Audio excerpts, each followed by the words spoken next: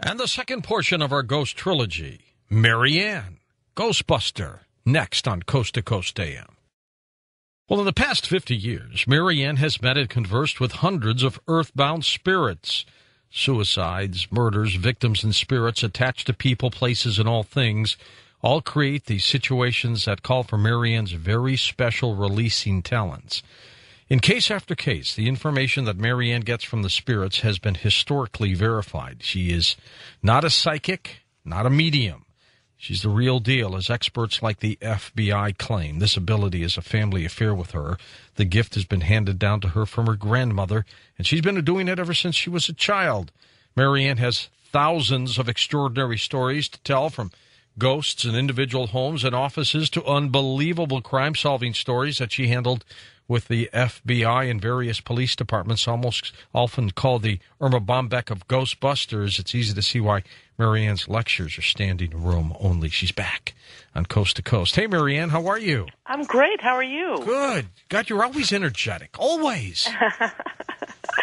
Well, it keeps me out of trouble. Well, that's true. We know what that's like, don't we? Yes, we do. What have you been doing lately?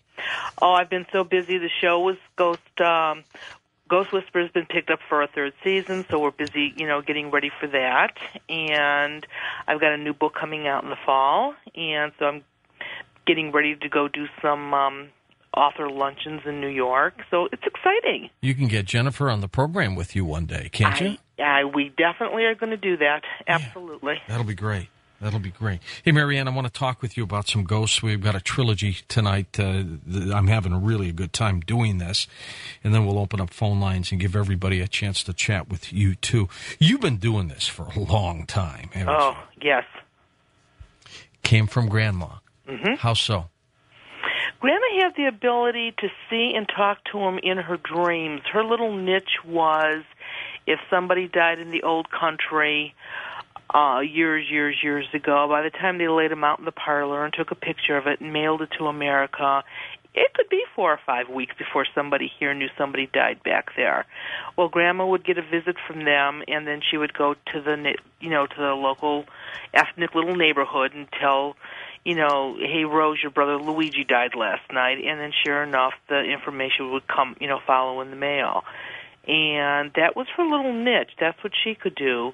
And then she realized when I was about 2.5 that I could see and talk to spirits while I was awake, which, again, as we've talked about before, most children can. And you didn't think there was anything, as a little girl, you didn't think there was anything strange about this, did you? No, not at all. As a matter of fact, I was 7 when I realized, and I'm Catholic. I went to Catholic school. I'm old enough where the nuns wore their full garbs, the habits and everything. Sure, yeah. And I was 7 trying to explain to one of the nuns about this yucky man that was standing behind one of my little girlfriends when she just patted me on my head and said, "Oh, honey, that's her guardian angel," which totally didn't make any sense to me. And not if he was a yucky man. That's exactly right. And for you or those or anybody that's ever gone to parochial school, my gosh, in our classrooms we had beautiful pictures of guardian angels with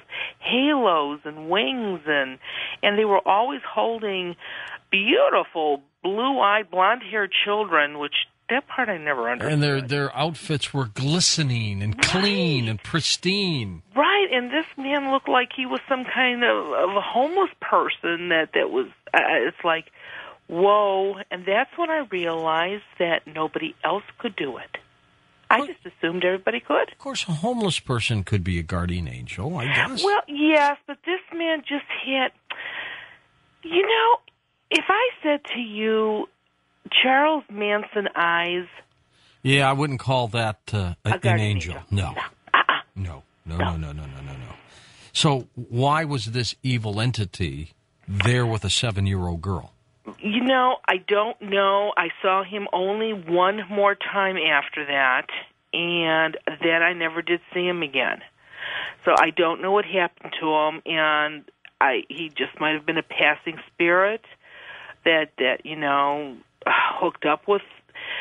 I mean, let's face it, why would any adult, dead or alive, hang out in a school. He's a pedophile. Yeah, that's what as I got older and realized what that word was and how... It's a horrible word, too. Yes, it is. And then it dawned on me, I bet that's exactly what he was. He was just following the kids around. And this particular little girl always did have a lot of extra energy. She was always very...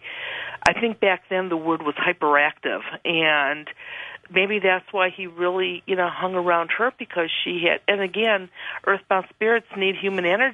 And so maybe that's why he, chose her to follow and hang out with. Tell me about your work with law enforcement and the FBI.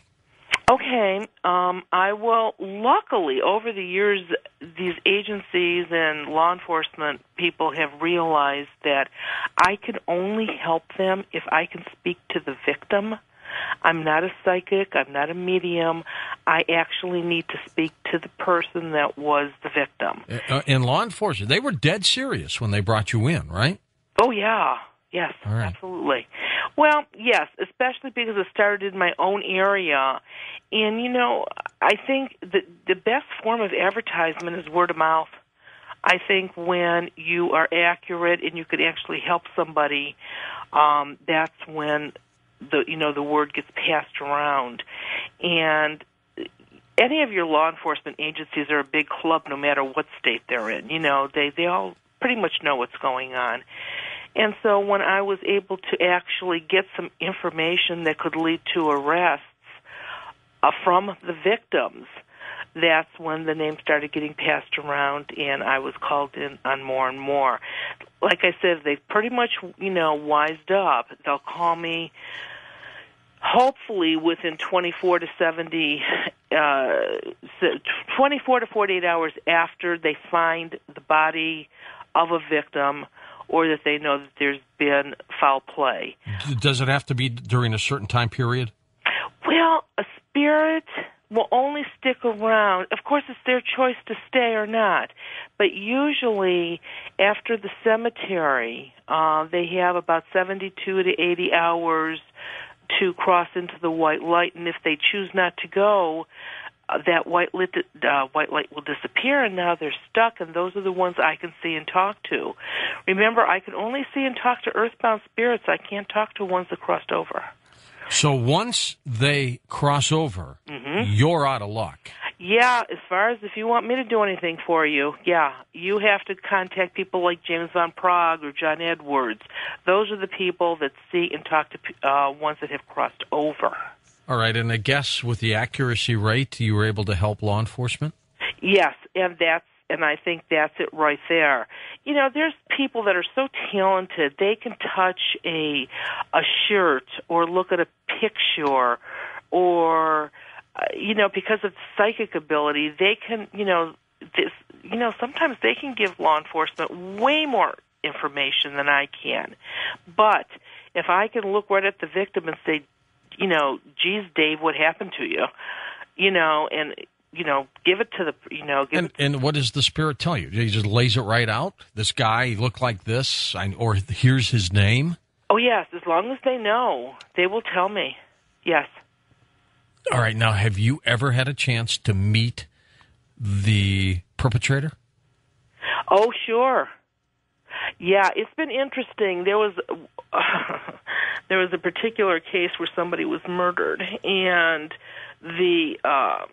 unfortunately was done by a family member, and the wife of the murdered victim had heard me on radio or something, and she really wanted me to come, be called in.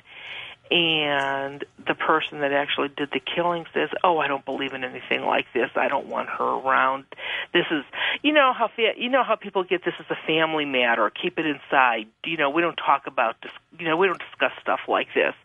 Well, finally, she persisted, and they had me come out, and he was there. No, he had an excuse. He couldn't be there that day, but the spirit was there, and he says, "I'm not talking until Bob is here." And so we reset the appointment up, and he, Bob was there, and we're sitting around this table talking. And George, this could put me in a really bad spot. Yeah, I guess so. Because I'm sitting around the table with the victim's wife and her brother-in-law, who, by the way, happens